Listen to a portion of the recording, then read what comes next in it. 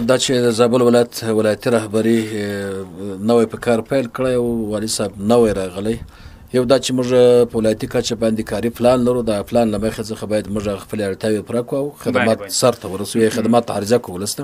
دویمه خبر دا چې ولایتي رهبري د زابل محترم والي صاحب خپل لزوم دی د خپل هدایت چون هغوی صلاحیت لري تر څو دا کارونه رهبري کوي او اړتیاوو ته په کتو باندې ستونزو ته رسیدګي وکړي. د زابل ولایتي رهبري دا وخت یولس کسیزه کمیټه چې په خپل د زابل ولایت والي صاحب سرپرستي کوي د بیا رغونې په نامه باندې جوړه کړې چې د مشرتابه مقام د شفایي هدایت پر اساس باندې دغه یو اقدام شوی ده. یا د کمیټه چې د بیا رغونې په نامه د بیا په خپل لاغه څخه ورسته په درو برخو باندې تشکیل شوی. یو برخه جنوبي او جنوب لویدیځي ولسوالۍ د زابل ولایت او یو برخه د مرکز کلات ښار اړوند ښاري پراختیا او ودې اقتصادي ودې په اصطلاح باندې یا ښاري ښکلا کار کوي.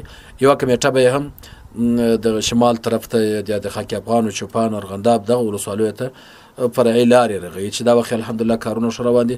څو ورځې وړاندې موږ د شینکۍ چون دغه د مرکز څخه تر شموزو پورې موږ 140 کیلومتره اندازه لاره لرو. دا یو ترانزیټي لاره ده. فاینده کې ډېر امید شته چې که چیرې موږ له ګاونډي هېواد سره دغه دروازه پرانیستل شي نو دا به یو ترانزیټي لاره وي او د زابل ولایت د ولسونو بلکې د ټول افغانستان دپاره به ګټوره او اقتصادي تمامه شي.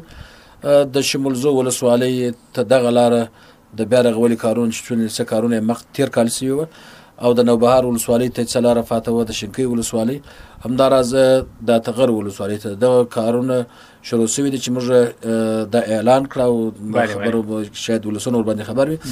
په مجموع کې ټوله مجموعاً 100 کیلومتره لار اندازان کېږي تر 150 میلیونه افغانیو به ورباندې لګښت راځي او کارونه به په 15 میاشتو کې سرته ورسیږي.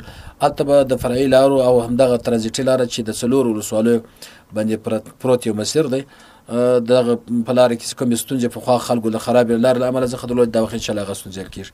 د دې تر څنګ موږ د خاک افغان چوپان ارغنداب ولسوالیو پر طرف باندې هم یو د همدغې بیا رغونې کمیټې یوه برخه به کار کوي چې د وسایلو امکاناتو چې دا وخت هغوی څه عوارض لري تر کار لاندې دي. انشاءالله ژر ده چې هغه لارې به هم فرعي لارې به د شاجوی څخه د خاک افغان پر طرف یا د مرکز څخه د ارغنداب پر طرف هم شروع شي.